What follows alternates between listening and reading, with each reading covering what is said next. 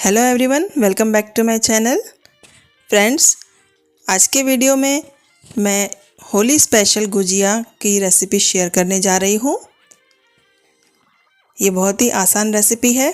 अगर आपने गुजिया पहले नहीं बनाई है तो भी आप इस विधि से बहुत आसानी से और बहुत ही टेस्टी गुजिया तैयार कर सकेंगे। वीडियो पूरा देखिए। इस वीडियो में मैंने बहुत ही आसान तरीके से गुजिया बनाना बताया है। अगर आप पहली बार बना रहे हैं तो भी बहुत अच्छे से गुजिया तैयार कर पाएंगे अगर आप इस वीडियो में दिए गए टिप्स और ट्रिक्स को ध्यान में रखेंगे। एक विशेष बात यह है कि जो भी सामान हमें इसमें चाहिए होगा उसका परफेक्ट मेजर मैंने यहाँ पर बताया है, तो आपको कोई भी परेशानी नहीं होने वाली है। रेसिपी पूरी देखिए। रेसिपी पसंद आए तो लाइक ज़रूर करें और चैनल पर नए हैं तो सब्सक्राइब ज़रूर करें। तो चलिए देखते हैं इसकी रेसिपी। फ्रेंड्स, इसे बनाने के लिए सबसे पहले हमें चाहिए होगा मैदा। तो यहाँ पर मैंने 2 कप मैदा लिया है। अगर आपके पास मेजरिंग कप नहीं है तो आप कोई भी एक कटोरी सेट कर लीजिए और उस कटोरी से नापकर 2 कटोरी मैदा ले लीजिए।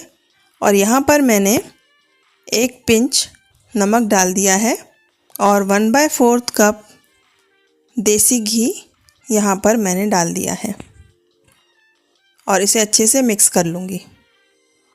यहाँ पर हमें इतना घी डालना है कि ये इस तरह से जब हम अपने हाथ में डालें तो एक मुट्ठी सी बन जाए और आसानी से वह टूटकर खुल जाए। जब भी आप आटे को इस तरह से बाइंड करके देखें तो अच्छे से एक मुट्ठी बन जाए, इतना हमें यहाँ पर घी डालना है। ज़्यादा घी हमें यहाँ पर नहीं डालना है। ध्यान रखें, बहुत ज़्यादा घी ना डालें, और बहुत ज़्यादा घी डालेंगे तो उससे आपकी गुजिया अच्छी नहीं बनेगी। अब यहाँ पर मैं थोड़ा थोड़ा करके पानी डालूँगी और गुजिया का आटा लगा लूँगी। इस तरह से थोड़ा थोड़ा पानी डालते जाइए और गुजिया का आटा आप लगा दीजिए। ध्यान रखें, बहुत सख्त आटा ना गूँथें और ना ही बहुत लूज़ आटा हमें गूँथना है। बहुत लूज़ हो जाएगा तो उसकी गुजिया अच्छे से नहीं बन पाएगी और बहुत टाइट होगा तो गुजिया फटती रहेगी। तो इस तरह से ये मैंने आटा लगाकर तैयार कर लिया है। आप भी इस तरह से आटा लगाकर तैयार करें।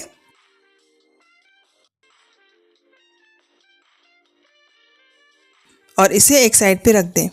अब आगे का प्रोसेस शुरू करते हैं। गुजिया की फिलिंग तैयार करने के लिए हमें जो जो इंग्रेडिएंट्स चाहिए उन्हें मैं यहाँ पर दिखा रही हूँ। मैंने यहाँ पर 1 कप सूजी ले लिया है, 1 कप नारियल बुरादा ले लिया है और बादाम, काजू और किशमिश ले लिए हैं। ड्राई फ्रूट आप अपने पसंद से कम ज़्यादा कर सकते हैं। लगभग 250 ग्राम के करीब मैंने यहाँ पर मावा ले लिया है। लगभग 2 कप के करीब मैंने यहाँ पर पिसी हुई चीनी ले ली है। तो ये सारी सामग्री हमें फिलिंग के लिए चाहिए होगी। अब आगे का प्रोसेस शुरू करते हैं। यहाँ पर मैंने फ्लेम ऑन कर दिया है और कढ़ाई रख दी है। अब थोड़ा सा घी डालकर ड्राई फ्रूट रोस्ट कर लेंगे।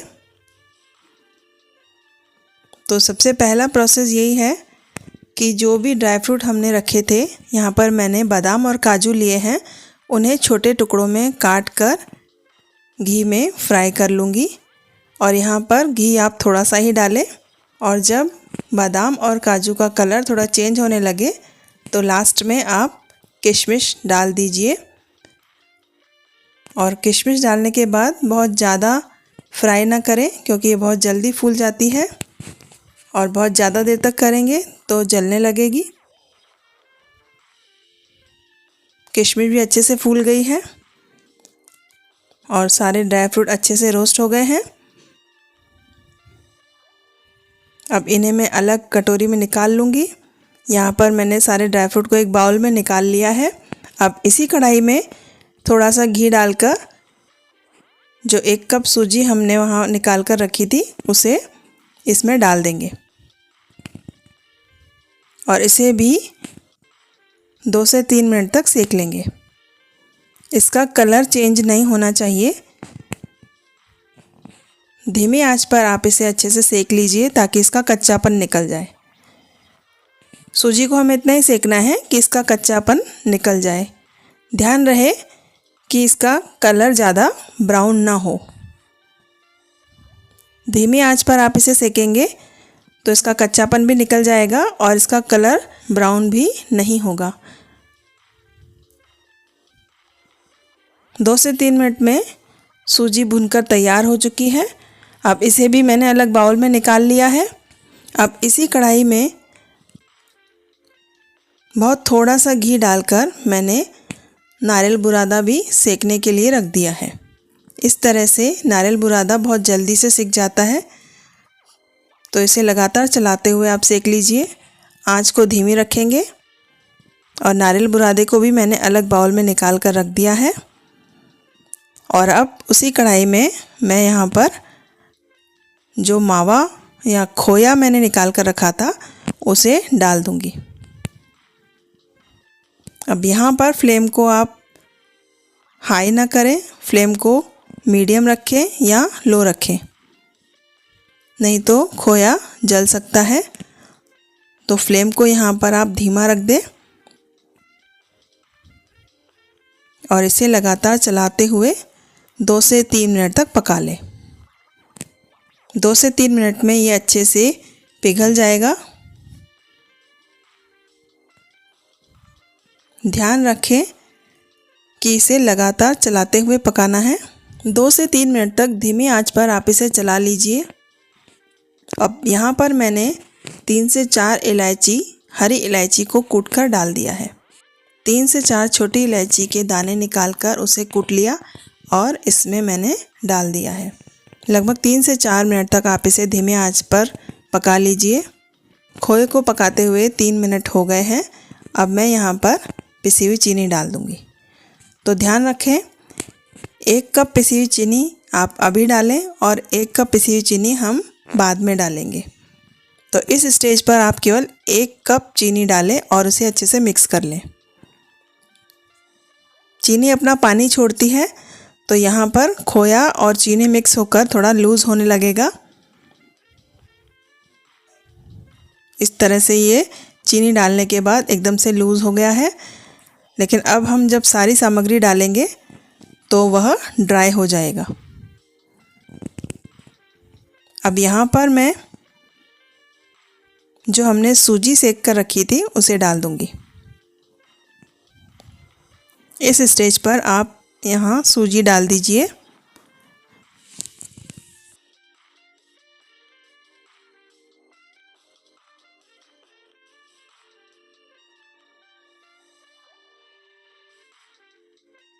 और इसे लगातार चलाते हुए मिक्स कर लीजिए।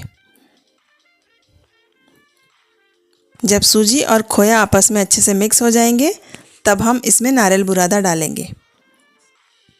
अब यहाँ पर मैंने नारियल बुरादा डाल दिया है। अब इसे भी अच्छे से मिक्स कर लूँगी। स्टेप बाय स्टेप आप इस रेसिपी को जब फॉलो करेंगे तो आप देखेंगे कि आपका फिलिंग बहुत ही बढ़िया बनकर तैयार हुई है। फ्रेंड्स, इस तरीके से अगर आप बनाएंगे तो खाने वाले आपकी तारीफ़ ज़रूर करने वाले हैं, ऐसा मुझे विश्वास है। तो यहाँ पर मैंने नारियल बुरादा डाल दिया है और इसे भी मिक्स कर लिया है। अब यहाँ पर मैं डालूँगी ड्राई फ्रूट। जो ड्राई फ्रूट हमने फ्राई करके रखे थे उसे हम इसमें डाल देंगे और अच्छे से मिक्स कर लेंगे। अच्छे से मिक्स करने के बाद इस फिलिंग को मैं एक प्लेट में निकाल लूँगी और उसके बाद मैं 1 कटोरी चीनी उसमें ऐड कर दूँगी। फ्लेम को हम ऑफ़ कर देंगे और उसके बाद 1 कटोरी चीनी हम इसमें और ऐड कर देंगे और अच्छे से मिक्स कर लेंगे। फ्रेंड्स, ये जो मैंने फिलिंग तैयार की है इसका आधा ही मैं इसमें यूज़ करूँगी। 2 कप आटे के लिए हमें इस फिलिंग का केवल आधा ही चाहिए होगा। आधी फिलिंग को मैं अगली वीडियो में दूसरे तरह की गुजिया बनाने में यूज़ करूँगी और वो गुजिया मैं आगे शेयर करूँगी। तो यहाँ पर ध्यान रखें कि अगर आप 2 कप आटे के हिसाब से बना रहे हैं तो जो मेजर मैंने बताया है उसका हाफ हाफ ले लें। तो इस रेसिपी में इस फिलिंग का आधा पोर्शन ही यूज़ होगा और आधा पोर्शन मैं अगली वीडियो में दूसरे तरह की गुजिया बनाने के लिए आपको बताऊंगी और उसमें वो यूज़ करूंगी।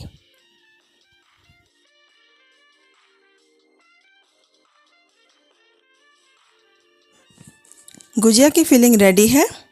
अब आगे का प्रोसेस शुरू करते हैं।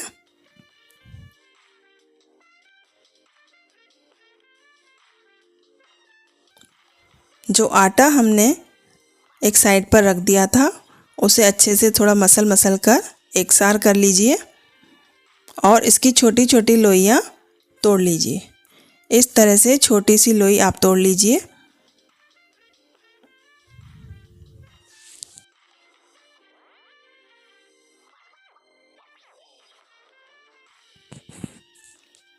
अब इसे आप बेल लीजिए।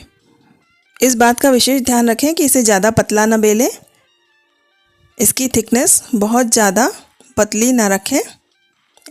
देखिए इस तरह से, ना बहुत ज़्यादा मोटा हो और ना ही बहुत ज़्यादा पतला हो। और इस तरह से आप गुजिया को बनाने के लिए सबसे पहले सांचे में रख दें। जो लोई हमने बेल कर रखी थी उसे सबसे पहले आप सांचे में रख दें और थोड़ी थोड़ी फिलिंग इसमें डाल दें। यहाँ ध्यान रखें कि फिलिंग ज़्यादा ना डालें, क्योंकि अगर फिलिंग ज़्यादा डालेंगे तो गुजिया फट सकती है। फिलिंग थोड़ी सी ही डालें और उसके बाद जो किनारे हैं उस पर पानी लगा लें।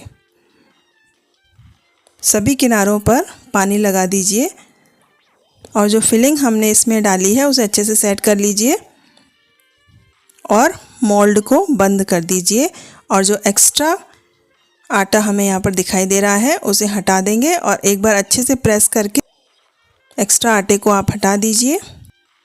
इस तरह से मैंने यहाँ पर एक्स्ट्रा आटे को हटा दिया है और तैयार है हमारी गुजिया। इस तरह से सभी गुजिया को बनाकर मैं रेडी कर लूँगी। फ्रेंड्स, ये बहुत ही आसान रेसिपी है। आप एक बार बनाएंगे तो बार बार आपको इसी तरह से बनाने का मन करेगा। तो यहाँ पर मैं इसी तरह से सारी गुजिया बेल कर तैयार कर लूँगी और सब फिलिंग भर करके रेडी कर लूँगी।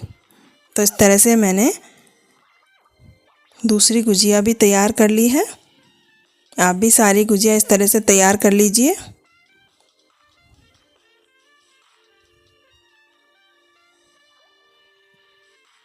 मार्केट में अलग अलग तरह के मोल्ड मिलते हैं, आप कोई भी मोल्ड ले लीजिए और उसमें इसे फिट करके और गुजिया तैयार कर लीजिए।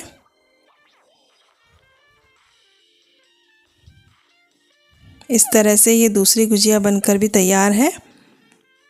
अब यहाँ पर मैं सारी गुजिया बनाकर रेडी कर लूँगी।